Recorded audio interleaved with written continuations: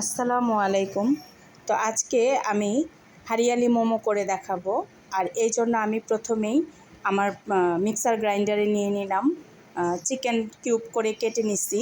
তো তারপর এটার মধ্যে আমি কাঁচামরিচ দিয়ে দিলাম, বেশি দিব না কারণ যেহেতু আমার বাচ্চারাও খাবে।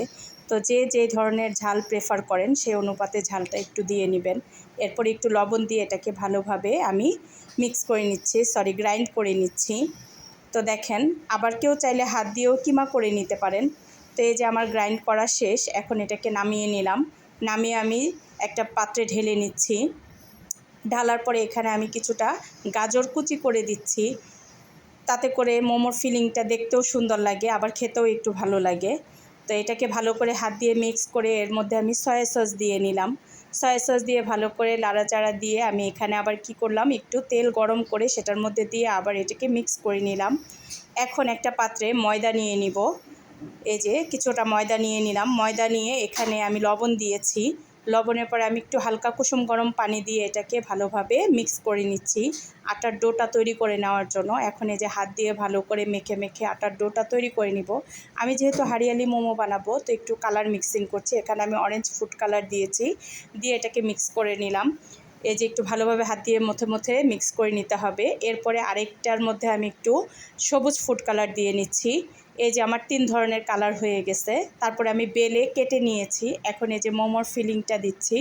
তো মোমোর ফিলিং দিয়ে আপনারা আপনাদের পছন্দ মতো শেপ করতে পারেন। তো আমার কাছে এই শেপটাই একটু ইজি মনে হয়, এই জন্য আমি এই শেপটাই করার চেষ্টা করি। এই যে এই শেপে করে নিলাম আমি। এভাবে করে আস্তে আস্তে আমি সবগুলো মোমো আস্তে আস্তে ফিল করে এভাবে শেপ দিয়ে নিব। তো যার যেভাবে ইচ্ছা সে সেভাবে শেপ দিতে পারেন। আমি রুটিটাও বেলে দেখিয়ে দিয়েছি, একটু পাতলা করে রুটি বেলার চেষ্টা করবেন। এই যে আরেকটা শেপ এখানে।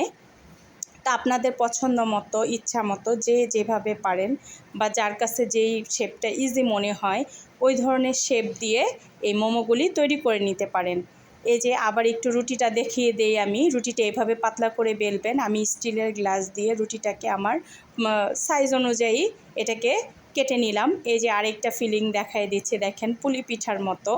যার কাছে যেই সাইজটা ইজি মনে হয় সে সেই সাইজটাই ইউজ করতে পারবেন। এখানে কোনো সমস্যা নাই, যেহেতু বাসাতেই খাওয়ার যোগ্য। তো বাসায় আমরা বিভিন্ন ধরনেরভাবে এটাকে বানিয়ে শেপ দিয়ে খেতে পারি। এই যে সুন্দর করে পুলি পিঠার ডিজাইন করে আমি করে নিচ্ছি। যখন আমার সবগুলি মোমো হয়ে গেছে তখন আমি একটা হাঁড়িতে একটু পানি বসিয়ে উপরে যেটাতে আমি এটাকে স্টিম করব সেই স্টিমারটা বসিয়ে এখানে একটু অয়েল ব্রাশ করে নিচ্ছি, তাতে করে মোমোগুলো সেই পাত্রের সাথে লেগে যাবে না। এই যে এখন সুন্দর করে আমি একটা একটা করে মোমো এখানে বিছিয়ে দিব, একটু ফাঁকা ফাঁকা করে দিব, একটার গায়ের সাথে একটা লাগাবো না, তাতে করে পরে কিন্তু মোমোগুলি তুলতে একটু কষ্ট হয়ে যায়। এই যে ঢাকনাটা ভালো করে বন্ধ করে দিলাম। এখন আমি সস বানিয়ে নিব মোমোর জন্য। আমি নিজের মতো করে একটা সস বানিয়ে খাই। এটা হচ্ছে একটু টমেটো সস দিবেন, তারপর হচ্ছে একটু সয়া সস দিবেন, আর একটু কাঁচামরিচ কেটে নেবেন যাতে করে ঝালটা একটু হয়। এই যে সুন্দর করে মিক্স করে নেবেন।